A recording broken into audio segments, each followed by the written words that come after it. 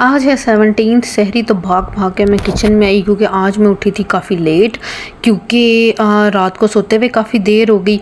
और फिर ये था कि सुबह आँख खुलने में भी आजकल बड़ी सुस्ती हो रही है। शायद रमज़ान की थकावट हो गई है और रात को जागना, पूरी रात और सहरी करके सोना और फिर डेली रूटीन, तो उठने में ज़रा देर होगी। तो मैं भागम भाग किचन में आई और जल्दी से मैंने जो सा वो सहरी बनानी शुरू की। और आज जो है सहरी बनाते हुए गैस चली गई। तो किस किस की तरफ ऐसा हो रहा है आजकल, बड़ा ये शुगर लगा हुआ है।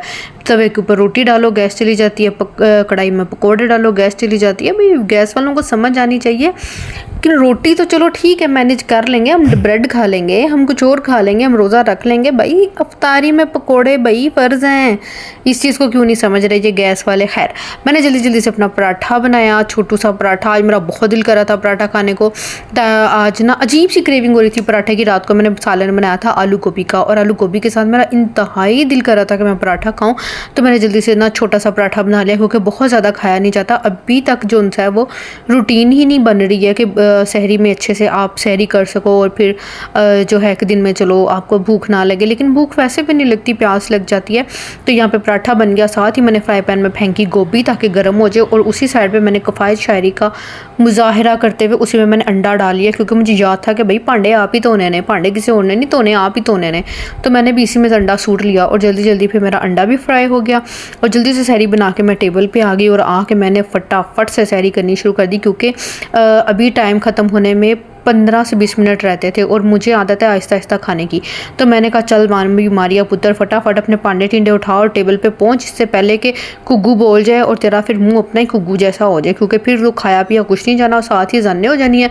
मौलवी साहब ने फुल स्पीड में और पूरा जोर लगा के जाने देनी शुरू कर देनी है, और फिर बिल्कुल कुछ खाने को दिल नहीं करना और टाइम ख़त्म हो जाना है जी सहरी का। तो यहाँ पर जी हमने एक लिया नवाला रोटी का, सॉरी पराठा है भाई, पराठे का फ्राई अंडा और गोभी लगा के। ओए होए, अचार तो भूले ही, पहले अचार लगा था। क्या मज़ेदार सहरी थी। सहरी की उसके बाद हम आ गए जी सीधे जाए नमाज़ पे। सीधे जाए नमाज़ पे, ये ऑफिस का टाइम है।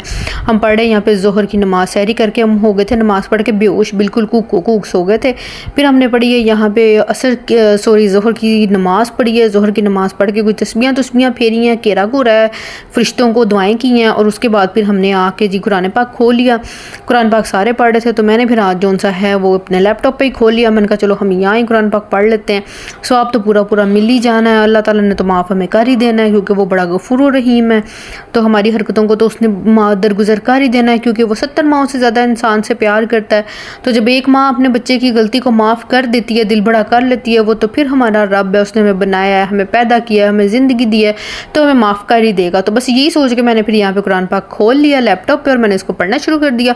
और यहाँ से सीधा हम आके गिर गए जी पकौड़ों वाली कढ़ाई में, क्योंकि पकोड़े तो फिर फ़र्ज़ है ना। तो यहाँ से हम आ गए थे ऑफिस से घर, और हमने बनाए पकोड़े, और उसके बाद हमने फ्रूट चाट, दही पल्ले। लेकिन उनकी वीडियो मैंने नहीं बनाई, टाइम बहुत शॉर्ट था। और पकोड़े बनाते बनाते ना मैं सोच रही थी कि यार, जब पहली बार रमज़ान में पकोड़े किसने बनाए होंगे, ये किसकी इजाद है, ये कौन था जिसने हमें पकोड़ों पे लगा दिया। तो पकोड़े बड़े मज़े के बने थे, बड़े वधिया। तो यहाँ पे मैंने लगा लिया था टेबल, और हमारा जो है अफ्तारी रेडी है। तो आज जो सारे जिसने अफ्तारी नहीं की, आज जो ये बने हुए दही पल्ले, ये बने हुए पकोड़े, और साथ में आपको यहाँ पर नज़र आएगी फ्रूट चाट, ये भी बड़ी मज़ेदार थी, नींबू पानी। तो अल्लाह की नेमतों का हज़ारों बार शुक्र है। अपना बहुत ख्याल रखें। अल्लाह हाफिज़।